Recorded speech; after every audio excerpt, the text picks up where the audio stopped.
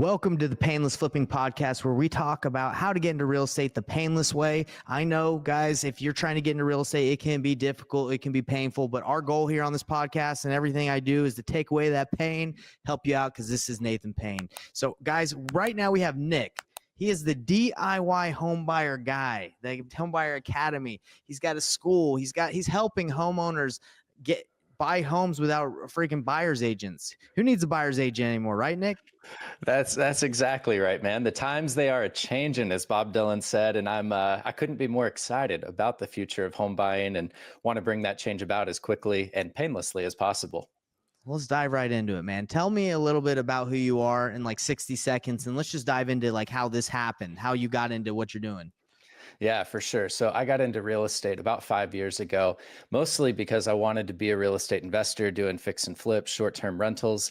I had a friend that was an investor and a real estate agent. So I was buying homes through him. But as I was looking at those closing statements, I was like, this guy's getting $12,000, $14,000, $18,000 every time I'm buying a property. And I like him, but I don't like him that much. Yeah, man, you don't like him that much. No. So I was like, all right, I just got to get licensed and figure out how to buy properties on my own, because I didn't realize that you could buy homes just as a self-representing buyer without a real estate license. I was a dummy. And so I got into the whole industry, buying my own homes. And then once I was licensed, helping people buy and sell their homes. But the more I worked with buyers, the more I realized, like, shoot, these are intelligent people. They have the competence to buy without me. And I could provide far greater value to the world and to my clients if I would just teach them how to buy homes without a buyer's agent than keeping them dependent upon me. So that's where this whole idea of DIY Homebuyer Academy grew out of. Freaking love it, man. So I am a DIY home buyer as well. Never got a license. I didn't do what you did. Not unfortunately, because you learned a lot, right? But like, I just moved to Canada, I was telling you, and we started looking for homes on the MLS, right? Because off market, there wasn't really a lot of wholesalers or like investors that I could find like off market properties where I wanted to buy and exactly what I want to buy. So most of the homes were listed. So we would call agents that were listing agents, and they'd be like, hey, do you want us to represent you, or do you want someone from like our brokerage? And I'm like, no, I see the same listings that you guys see. I don't need anyone to kind of help me out. And when I found the house that I wanted, I just told the listing agent, hey, can you represent me on this one? Because there was competition. So I said, will you represent me? And then you can double dip. And that it ended up being that the agent was the aunt of the owner. So she like gave us all the good information we needed because she wanted that double dip commission, and we got it done. And I know you don't always have to be represented by the listing agent, but it does kind of give them an incentive to go with you. So anyway, I was able to do that. I know what you do and I love it, but I'm sure you got a lot more expertise on it. So tell us a little bit more about it. Well, yeah, man, it doesn't surprise me that you were not the dummy like I was, and we're able to just jump right into it. But no, I mean, I'm glad that sometimes you got to be the dummy in order to be able to teach people what you learned. And so, yeah, I mean, what you described in your experience is exactly what I'm teaching folks how to do themselves. Because so typically, we can think about it this way, right? Anytime you have a middleman in a transaction, like that middleman is extracting value from the deal somehow. Like in an ideal world, the most efficient way to transact anything is that a buyer goes directly to the seller and that there's no commission payouts. And that's typically how you're able to get the best deal. And I'm sure a lot of your audience has done that on direct to seller, right? That's kind of what we do. So yeah, so that's like the dream scenario, but it doesn't always work in every market. And you do have this beautiful thing of Zillow or whatever your favorite website is, where you see all of these available homes. But the issue is with those homes, typically baked into the price is not just the listing agent commission, but also a buyer's agent commission, which tends to be around 3% of the purchase price. And especially for investors, that extra 3 to 6% that is going to agents can be the difference in a deal that pencils versus a deal that doesn't. Right. So by learning how to represent yourself, you're removing at least a 3% piece of that commission, or you're able to leverage it like you did with the listing agent to make your offer more attractive. So even if you're not receiving that 3% back as like a price reduction or closing cost credit, your offer is inherently 3% more attractive to the seller or to the listing agent than somebody that's coming in with a buyer's agent. And the thing is that it's, and you can probably attest to this, buying a home is not nearly as complicated or scary as real estate agents try to make it sound. Do you agree with that? No, no, I agree completely. Like now the issue would be like if you move kind of like me, I moved out to the country, so I didn't have a ton of knowledge on like what to look for, not like what to avoid if like I have a well and a septic tank. So it's like, do I need to know that stuff? But what I realized is the listing agent was willing to tell us everything we needed to know. So again, the buyer's agent, like you didn't really need it, right? Right. And that's what's kind of funny is that you've got a listing agent whose job is to know everything about that particular property that they have listed. The buyer's And then you're agents don't even know half the time. no, they don't. I mean, they might have some education about the area in general or about the different systems, septic, well, the different inspections, connections. That stuff can be valuable, but is it $20,000 valuable or whatever the 3% of the purchase price of the home is? Most cases, probably not. Now, to your point, like the reason that I've created DIY Homebuyer Academy is because traditionally there's been like two routes that you can go, and it's full representation where you're paying a buyer's agent 3% or they're taking 3% from the deal, or you just go at it completely on your own, which can be challenging if you're not comfortable with negotiations, if you're not comfortable with legal documents, or if you're trying to research an area that you've never purchased in before.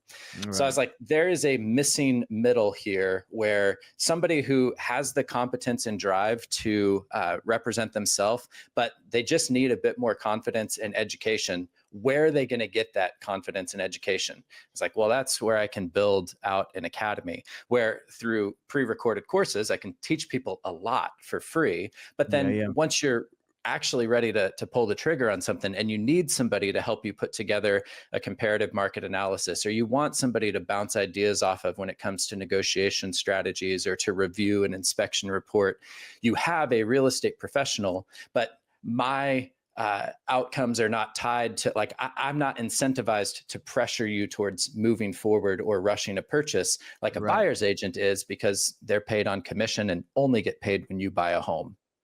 Yeah, no, I totally get that. So the only thing that I see like when buyer's agents are extremely valuable is like when during the pandemic, when it was really hard to buy a property and they had to really grind and work to be able to get something done, right? With multiple offers are getting beat. So, but like in a market like we're in right now, I would say not really, right? Because the listing agents, they have the value. They're like extremely valuable to have a listing. Well, hold on, that's honestly having the listing always is extremely valuable, right? No matter what kind of market you're in. I think so. I mean, it's if you've got, there are occasions more valuable than the buyers. Yeah, I mean, there's occasions, we haven't seen it in a while, but like where if there's a ton of listings and only a fraction of the number of buyers, then it might be better to be on the buyer agent side. But frankly, like when it's a ton of listings and you're a home buyer, that's your ideal scenario. Like where there's very little demand and a ton of supply. That's where you have the most leverage as a home buyer and the least need for a buyer's agent. Do you think agents just are not necessary at all? Like even listing agents, or what's your thoughts on agents in general? Great question. I do believe that listing agents, the good ones, can provide a lot of value. And I like the way that the incentive structure for listing agents is appropriately tied to the outcome. Like with the listing agent, it makes sense, right? Like, hey, I will pay you, listing agent, 3% if, for helping me sell my home. And the more that my home sells for, the more money you as a listing agent make. So there's an alignment between the incentives. And these people can be excellent marketers. They have excellent networks, and they do a good job. It's the same reason I think that like a dealership hires salespeople on the sales floor, like, and you don't have the general manager out there. Like salespeople have a lot of value. What's Okay. always been weird to me though is adding a second salesperson on the buyer side who has very limited knowledge, as we were talking about the property, and whose incentives are misaligned from their own client. Because as a buyer, you're trying to get the property for as little as possible. You're trying to make as smart of a decision as possible. And yet you're hiring an agent that gets paid more when you spend more. That doesn't make Right. sense.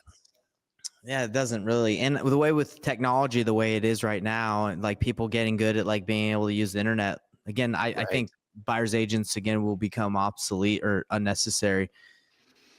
Yeah, I see it a lot like the travel agent industry, where 30 years ago you couldn't imagine booking a vacation to Disneyland without going into a travel agent. But now it's like, whoa, do travel agents still exist? I can do all of that on Expedia, and That's they what, yeah, do. they Like, do, right? travel, Yeah, I found that yeah. out the other day. My friend booked using a travel agency to go to Disneyland because he was like, I don't know what to do. I'm just gonna have someone do Sure. it. So there's So always gonna be that person, right? Like, there yeah, will, like, they'll serve real defined niches, and that's fine, that's great. But I do think that the mainstream way that people buy homes within the next 5 years is going to be DIY or self-representation. that's solid. I agree with you. Yeah, I'm interested to see like if they take away if agents in general like aren't in the future won't be needed. I was talking to Jerry Norton, one of my mentors. I don't know if you know who that is, but he like was saying something like he believes that like it's just going to be transactional and you won't even need an agent in the future. But I don't know if that's necessarily true. Who knows? Yeah, exactly. I mean, we're entering a brave new world with all the advances in AI.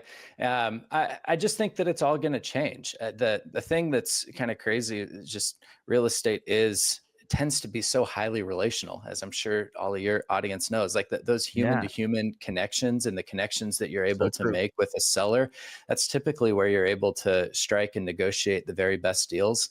I just think that as long as humans are a piece of real estate transactions, there's always going to be value in having professional humans that are guiding that. But I do think that there's a ton of opportunity to reimagine how those transactions go and to make it more financially efficient for everybody. And that's really what I'm trying to bring about. Like right now, our system is just so inefficient from a financial perspective. The costs of transactions are so freaking high that it just makes it cost prohibitive for a lot of folks that would otherwise want to enter the market.